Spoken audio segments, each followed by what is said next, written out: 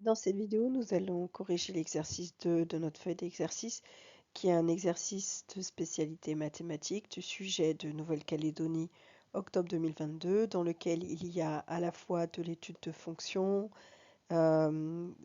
dérivation d'une fonction avec une exponentielle, calcul de limite, équation de la tangente, ou du moins coefficient directeur de la tangente, et enfin une inéquation avec une exponentielle. Il s'agit d'un QCM, donc pour chaque question, une seule bonne réponse est exacte. Il s'agit d'un sujet 2022, par conséquent, les élèves avaient 6 questions et parmi ces 6 questions, il fallait faire 4 questions au choix, ce qui n'est pas d'actualité pour le bac 2023 par exemple. Alors, la loi de refroidissement de Newton indique que la vitesse de refroidissement d'un matériau est proportionnelle à la différence entre la température θ en degrés Celsius de ce matériau à l'instant t et la température A constante de l'air ambiant.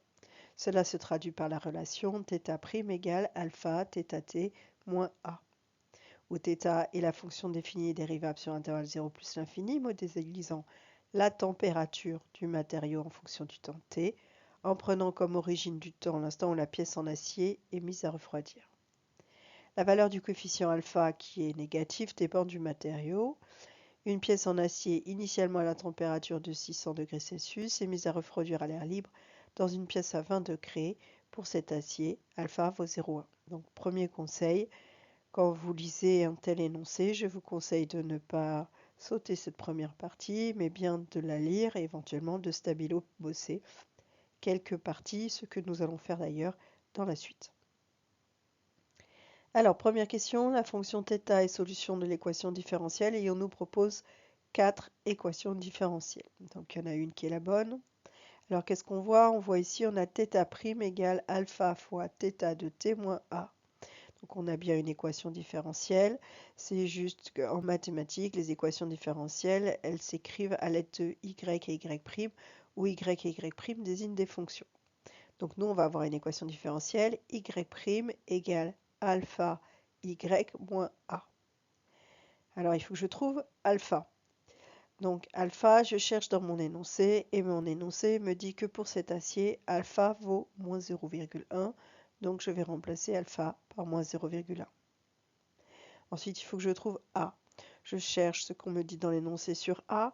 On me dit A, c'est la température de l'air ambiant. OK. Et je cherche un peu plus et je trouve ici que on est dans une pièce à 20 degrés Celsius. Donc, c'est la température de l'air ambiant. Donc, j'ai A qui vaut 20 puisque A est en degrés Celsius. A, c'est une différence de température. Pardon. Θ, c'est la différence de température entre θ et A, et les deux sont en degrés Celsius.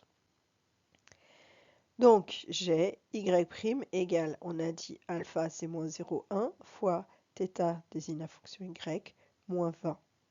Je n'ai pour l'instant aucune des 4 proposées, donc je remarque ici que j'ai factorisé, alors que là c'est développé. Donc je vais développer, ça fait moins 0,1 fois y, moins 0,1 fois moins 20, ce qui fait plus 2.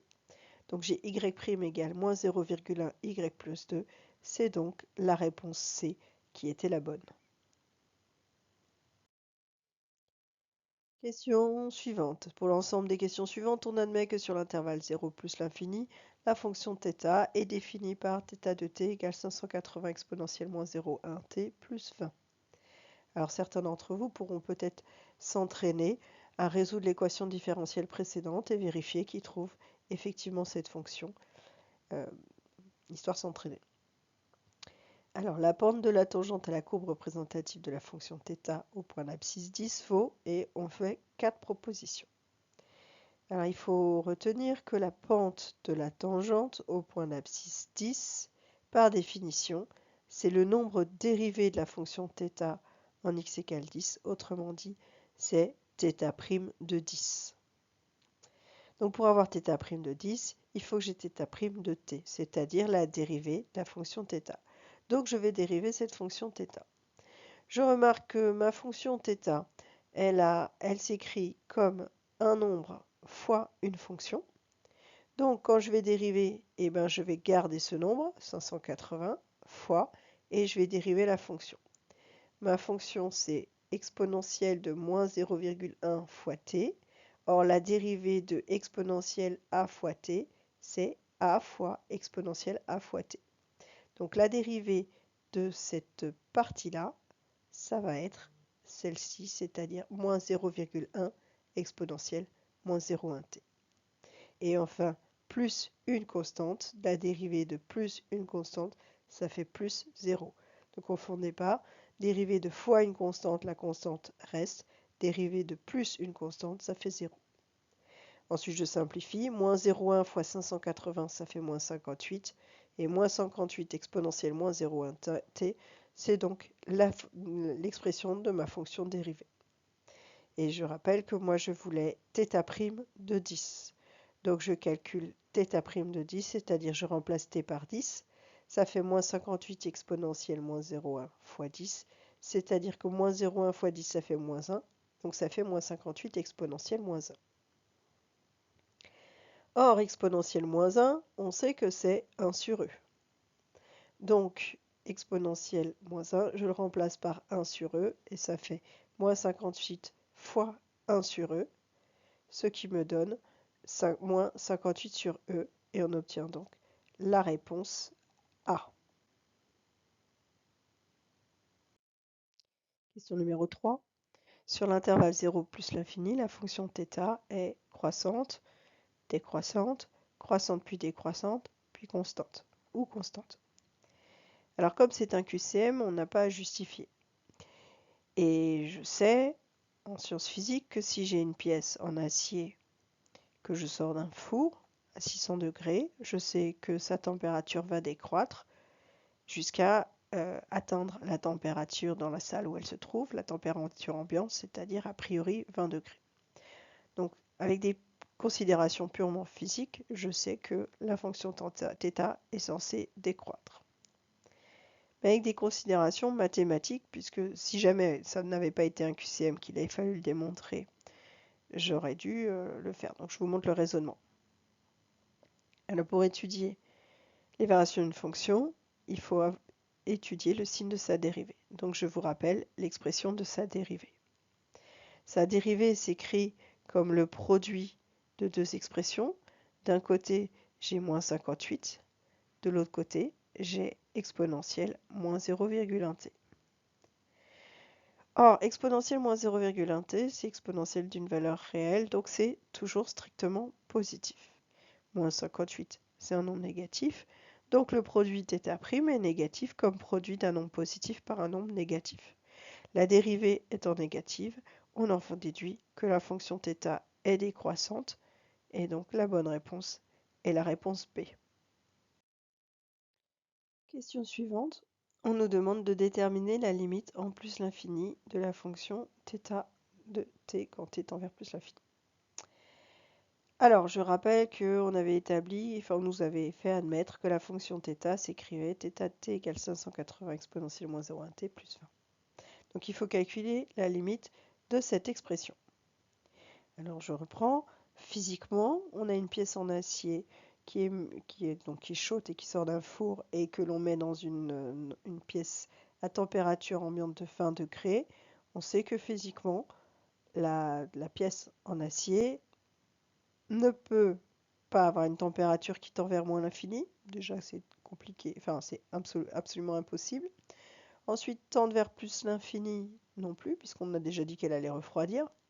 580, c'est plutôt sa température initiale, donc on sait bien que la température va baisser. Donc en fait, déjà par élimination, comme c'est un QCM qu'on n'a pas besoin de rédiger, on pourrait répondre 20. Ensuite, nous, on va le redémontrer mathématiquement proprement pour savoir aussi calculer cette limite, mais vous verrez que mathématiquement, on va bien sûr retrouver ce résultat. Alors, dans un calcul de limite, je fais comme pour calculer une image, c'est-à-dire que si je devais calculer l'image d'un nombre, je commencerai par faire moins 0,1 fois ce nombre. Donc je vais dire que la limite quand t tend vers plus l'infini de moins 0,1 fois t, compte tenu de la règle des signes, moins 0,1 fois plus l'infini, ça fait moins l'infini. Or je sais d'après mon cours que si je fais limite quand un nombre tend vers moins l'infini de exponentielle de ce nombre, c'est-à-dire que exponentielle de quelque chose qui tend vers moins l'infini, se rapproche de 0. Donc la limite, c'est 0. Par conséquent, par composé, limite quand t tend vers plus l'infini d'exponentielle de moins 0,1t, c'est 0. Donc ici, j'ai une expression qui tend vers 0. Et donc si je veux calculer la limite de θ de t, eh ben, c'est limite quand t tend vers plus l'infini de 580 exponentielle moins 0,1t plus 20. Donc ça, on a dit que ça tendait vers 0. Il me reste 580 fois 0 plus 20, ce qui me fait 20. Par conséquent, la bonne réponse est bien celle que nous avions établie d'après nos connaissances physiques, mais c'est la limite de θ de t quand t tend vers plus l'infini est égale à 20. Question suivante. La pièce peut être manipulée lorsque sa température devient inférieure à 40 degrés Celsius. Pour déterminer la durée minimale détente en minutes, à compter de l'instant où elle est mise à refroidir, on veut mettre en place un algorithme de balayage écrit en langage Python. Donc vous avez ici un algo. Et pour que la valeur envoyée par la fonction durée attente soit la valeur entière minimale de la durée d'attente, on nous demande de remplacer la ligne 6 par... On a un choix entre while, t supérieur à 40, while, température inférieure à 40, while, température supérieure à 40, et enfin un for i in range température. Donc ça en français, ça veut dire tant que t est supérieur à 40, tant que la température est inférieure à 40, tant que la variable température est supérieure à 40, et pour i, un nombre entier, allant de 0 à la valeur de température moins 1. Alors, qu'est-ce qu'on veut que cet algorithme nous fasse? On veut qu'il nous donne la durée d'attente nécessaire pour que la pièce soit inférieure à 40 degrés. Donc en fait, on veut qu'il nous donne le temps t tel que la température soit inférieure à 40. D'ailleurs, c'est la raison pour laquelle on a return t. Au début, t vaut 0. Au début, température vaut 600. Qu'est-ce qui se passe? T augmente de 1, c'est-à-dire qu'en fait le temps augmente, donc on attend. Température égale 580 fois exponentielle 1. Là, on remarque que la variable température nous donne les différentes images de la fonction t avec le temps qui passe. C'est-à-dire qu'en fait, ça nous donne la température pour le temps t. Donc, on veut que la température soit inférieure à 40. Autrement dit, comme on sait que la fonction de température est décroissante, on sait que plus le temps augmente, plus la température baisse. Donc on va faire augmenter le temps petit à petit, ce qui va faire baisser la température. Donc on va faire augmenter le temps jusqu'à ce que la température soit inférieure à 40. C'est-à-dire qu'on va faire augmenter le temps tant que la température n'est pas inférieure à 40. Autrement dit, tant que la température est supérieure à 40. Donc on a ici le choix entre while t supérieur à 40 et while température supérieure à 40. T c'est le temps, c'est pas lui qui doit être supérieur à 40, c'est la température. Donc la bonne réponse, c'est la réponse B, c'est tant que température est supérieure à 40.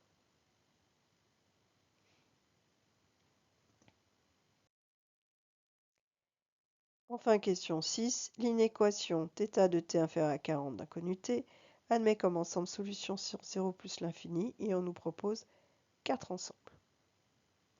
Alors on nous demande de résoudre l'inéquation θ de t inférieur à 40. C'est-à-dire qu'on cherche t tel que delta de t est inférieur à 40. Autrement dit, comme θ c'est 580 exponentielle, tout ça, et ben je remplace θ par sa valeur. Là, j'ai une inéquation. Je fais dans l'ordre inverse des priorités pour la détricoter entre guillemets. Donc, je vais commencer par les additions et soustractions. Donc, je vais commencer par soustraire 20 des deux côtés. Donc, ça fait 580 exponentielle moins 0,1t inférieur à 40 moins 20, ce qui fait 20. Ensuite, je vais diviser des deux côtés par 580, qui est un nombre positif. Donc ça fait exponentielle moins 0,1t qui est inférieur à 20 sur 580. Ensuite, pour sortir mon 0,1t, pardon, l'exponentielle, je vais composer par la fonction ln. Des deux côtés, puisque la fonction ln est croissante, je peux mettre ln de côté. Et d'ailleurs, 20 sur 580 est égal à 1 sur 29. Ensuite, ln exponentielle de moins 0,1t, c'est égal à moins 0,1t. ln de 1 sur 29 n'a pas changé. Ensuite, je vais diviser des deux côtés par par moins 0,1t. Donc, ça me donne t supérieur à ln de 1 sur 29 divisé par moins 0,1. Vous remarquerez que comme j'ai divisé par un nombre négatif, le sens de mon inégalité a changé à cause du signe moins sur le moins 0,1. Donc, ça veut dire que la température est inférieure à 40 à partir du moment où T est supérieur à ln de 1 sur 29 sur moins 0,1. Alors, diviser par 0,1, c'est multiplier par 10. Donc, ça fait moins 10 ln de 1 sur 29. Donc, il faut T supérieur à moins 10 fois ln de 1 sur 29. Et on retrouve donc que c'est la réponse B. On n'est pas inquiet à l'idée d'avoir un signe moins, parce que ln de 1 sur 29, c'est un nombre négatif, puisque 1 sur 29 est inférieur à 1. Donc j'ai un nombre négatif fois moins 10, ça me donne bien un nombre positif. Donc il n'y a pas de souci, on n'est pas en train de parler de temps négatif.